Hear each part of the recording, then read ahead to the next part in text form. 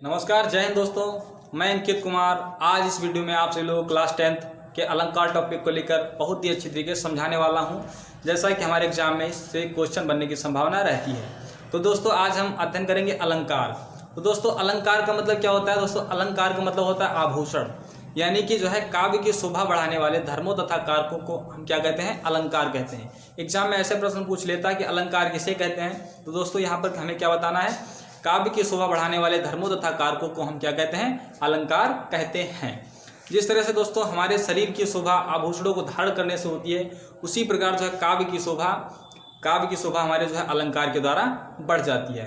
दोस्तों हमारे एग्जाम में जो है 10th एग्जाम में जो है हमारे 3 अलंकार पूछे गए हैं। कौन कौन से पूछे जाते हैं? पहला हमारा दिया उपमा अलंकार, दूसरा हमारा रूपक अलंकार और तीसरा हमारा दिया हुआ है उत्प्रेक्षा अलंकार। तो दोस्तों पहले हम बात करते हैं उपमा अलंकार की। दोस्तों उपमा अलंकार में क्या है? दोस्तों उपमा अलंकार यहाँ पर जहाँ पर उपमेय में उपमान की तुलना की जाए वहाँ पर उपमा अलंकार होता है। दोस्तों जहाँ पर उपमेय में उपमान की तुलना की जाए उसे क्या कहते हैं? हम उपमा अलंकार कहते हैं। दोस्तों उपमा अलंकार के अंदर क्या क्या होता है? हमारा उपमेय में उपमेय होता है और उपमान होता है और साधारण धर्म होता है और वाचक शब्द होते हैं। जिनमें ये चारों चीजें होंगी वो पूर्णोपमा हमारा क्या होगा? पूर्णोपमा अलंकार होगा। जैसे उदाहरण के लिए आप सभी को बताया यहाँ पर उदाहरण चांद सा सुंदर मुख। दोस्तों यहाँ मुख की शोभा बताई जा रही है कि मुख जो है किस तरह का है? मुख जो है चांद के समान है। यानी किसकी बताई जा रही है? यहाँ पर शोभा बताई जा रही है मुख की शोभा। तो दोस्तों मुख हमारा क्या है? उपमेय है। क्या है? जिसकी शोभा बताई जाए उसे क्या कहेंगे? हम उपमेय कहेंगे। और जिस शब्द के द्वारा बताई जाए, जिससे तुलना की जाए उसे हम क्या कहते हैं? उपमान कहते हैं। दोस्तों यहाँ पर हमारा उपमेय क्या है? उपमेय हमारा मुख है और उपमान हम क्या हमारा चांद है। चांद क्या है? हमारा उपमान है। और यहाँ पर सुंदर क्या है? सुंदर दोस्तों हमारा क्या है? ये हमारा साधारण धर्म है, यानी इसकी शोभा को बता रहा है कि सुंदर जो है क्या हमारा है? सुंदर क्या है? हमारा मुख है। किस तरह से? चांद की तरह से। दोस्तों साधारण धर्म क्या हमारा? ये हमारा सुंदर है। और वाचक शब्द हमारा कौन सा है? सा सी से, ये हमारे क्या होते हैं? वाचक शब्द होते हैं। दोस्तों आप सभी को जहां भी उदाहरण में मिल जाए सा सी से सम सरिस, तो दोस्तों वो हमारे क्या हो जाएंगे? वो उपमा अलंकार हो जाएंगे। जैसे क्या कहा? पीपल पात सरिस मन डोला, पीपल पात सरिस मन डोला, ये हमारा हो गया चांद सा सुंदर मुख। और बात कर लेते हैं हुई राख की, रूही राख की ढेरी या छोटी सी बच्ची। तो इसमें देखो राख सी, किस तरह से राख सी बताएगा? तो इसमें दोस्तों सा सी से दिया हुआ है। ये भी हमारा क्या हो गया? उपमा अलंकार हो गया। दोस्तों अलंकार जो है ये हमारे ऑब्जेक्टिव क्वेश्चन जो आते हैं उसमें जो अलंकार का उदाहरण दिया होता है कि इनमें से निम्न में से कौन सा अलंकार है? उपमा अलंकार है या रूपक अलंकार या उत्प्रेक्षा अलंकार है। तो दोस्तों आप सभी को एग्जाम हॉल में जो जाना है तो हमें क्या याद करके? उदाहरण ही याद करके जाने हैं। दोस्तों ये हमारा जो है चांद सा सुंदर मुख हो गया, और पीपल पात सरिस मन डोला हो गया, हरिपद कोमल कमल से हो गया, और हमारा क्या हो जाएगा? एक हमारा हो जाएगा हाय फूल सी बच्ची हुई राख की ढेरी, हाय फूल सी बच्ची हुई राख की ढेरी आदि जो है इस प्रकार से हमारे उपमा अलंकार के उदाहरण हैं। अब बात करते हैं रूपक अलंकार की। दोस्तों रूपक अलंकार का मतलब क्या होता है? जहां पर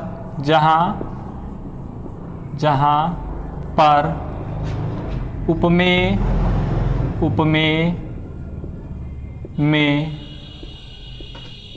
में उपमान का अभेद रूप से आरोप हो, अभेद रूप से आरोप हो, वहाँ पर क्या होता है? वहाँ पर रूपक अलंकार होता है। कौन सा अलंकार होता है? रूपक अलंकार होता है। दोस्त रूपक अलंकार होता है,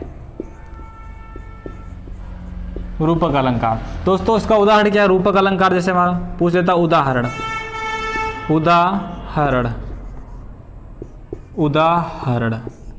तो दोस्तों यहाँ पर हम पहला उदाहरण लेते हैं। ये हमारे एग्जाम में बहुत बार पूछा गया, लगातार एग्जाम में रिपीटेड है। पूछ लेता है चरण कमल बंदो हरि राई, बंदो हरि राई। ये एक हमारा मोस्ट इंपॉर्टेंट, ये हमारा क्या हो गया, उदाहरण रूपक अलंकार हो गया, चरण कमल बंधव हरिराई। और जैसे एक हमारा जो हो जाता है उदित उदयगिर मंच पर रघुवर बाल पतंग, बिकसे संत सरोज रज हर्षे लोचन भ्रंग।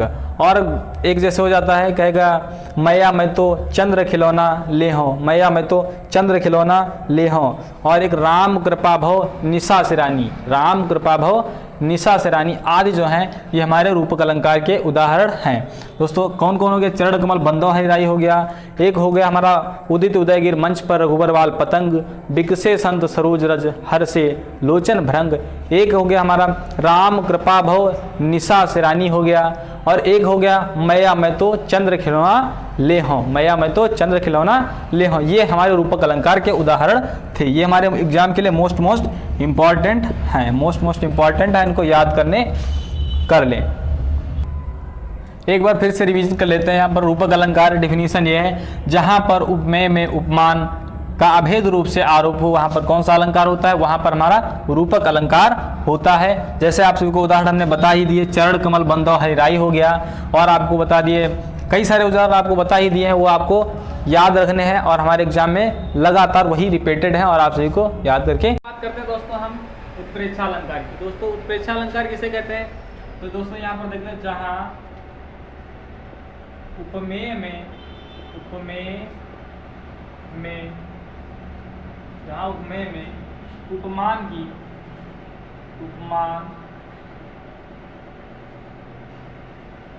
की संभावना या कल्पना की जाए,